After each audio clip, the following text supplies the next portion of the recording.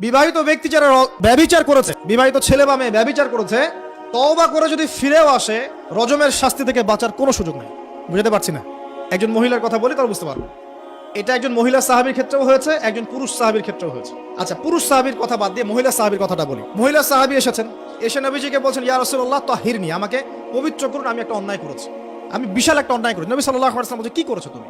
তখন সে বলছে, আমি জিনা করেছি। নবী সাল্লাল্লাহু আলাইহি ওয়াসাল্লাম বলছেন, বাসায় যাও, বাসায় গিয়ে আল্লাহর কাছে তওবা করো, আল্লাহ পাক মাফ করে দিবেন। নবীজি এটাকে হাইড করতে চাচ্ছেন, কারণ কি, যখন আপনি কেস আদালতে নিয়ে যাবেন তখন তো উপায় নাই, আপনাকে তো বিচার করতেই হবে। তুমি বাসায় ফিরে যাও, তওবা করো, আল্লাহ মাফ করে দিবেন। সে মহিলা নাছর বান্দা, না আমার বিচার করে দেন, আমার বিচার করে দেন, পরকালে আমি শাস্তি পেতে চাই না, দুনিয়াতে আমার বিচার করে দেন। নবী সাল্লাল্লাহু আলাইহি ওয়াসাল্লাম বলছে, তুমি কি গর্ভবতী হয়েছো? হ্যাঁ, জেনার কারণে আমি গর্ভবতী হয়ে গেছি। এরকম হচ্ছে না এখন? আর যে অ্যাকশন করছে না, ওই যে ক্লিনিকে গিয়ে, এটাও ট্রেন্ড হয়ে গেছে। হইল, সমস্যা কোথায়? কি এমন হয়েছে? আমার কি কেরিয়ার নষ্ট হয়ে গেছে? ফ্যামিনিস্ট নোংরা মেয়ে কোথাকার। তারপরে এই মেয়ে বলছে, হ্যাঁ আমি গর্ভবতী হয়েছি ইয়া রাসূলুল্লাহ। নবী সাল্লাল্লাহু আলাইহি ওয়াসাল্লাম বলছেন, বাসায় ফিরে যাও, সন্তান যখন খালাস হবে তারপরে এসো, বিচার করে দেব। 9 থেকে 10 মাস সে এই সন্তানকে গর্ভে ধরলো। ধরার পরে সন্তান যখন খালাস হয়ে গেল, সে নবীর কাছে এসে সন্তান কোলে নিয়ে, নবজাতক, ইয়া রাসূলুল্লাহ সাল্লাল্লাহু আলাইহি ওয়াসাল্লাম দরুদ পড়বেন, আমাকে পবিত্র করে দিন, আমার সন্তান হয়ে গেছে এখন। নবী সাল্লাল্লাহু আলাইহি ওয়াসাল্লাম বলছেন, সন্তান কি দুধ খাচ্ছে? হ্যাঁ, দুধ খাচ্ছে। তাহলে তুমি তাকে দুধ পান করাও। কত বছর দুধ পান করাতে হয়? 2 বছর। 2 বছর দুধ পান করাও, দুধ পান করা শেষ হবে তারপরে এসে তোমার বিচার করে দিব।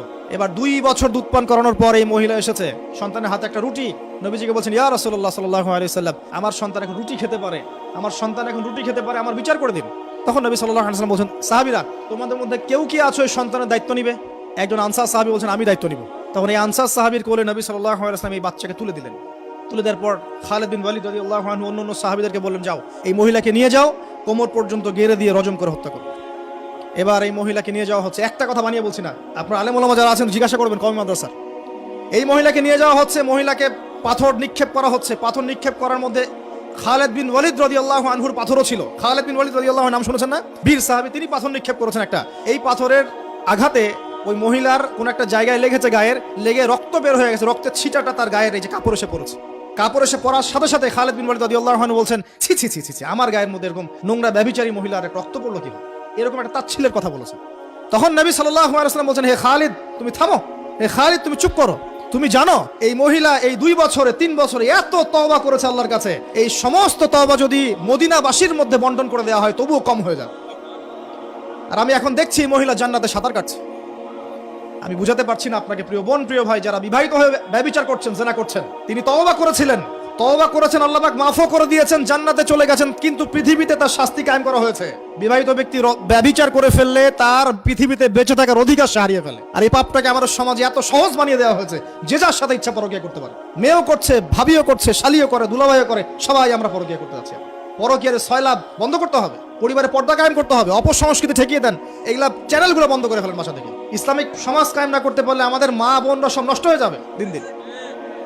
আর পরিবারের ইজ্জত যখন চলে যায়, কোনো কিছুর বিনিময়টাকে ফিরে পাওয়া যাবে না।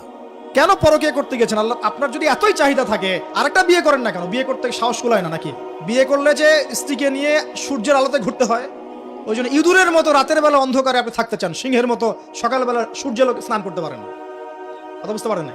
বিয়ে করলে স্ত্রীকে নিয়ে পুরুষের মতো, সুপুরুষের মতো সূর্যের আলোকে আপনি হাঁটবেন রাস্তায়, কাউকে ভয় করবেন?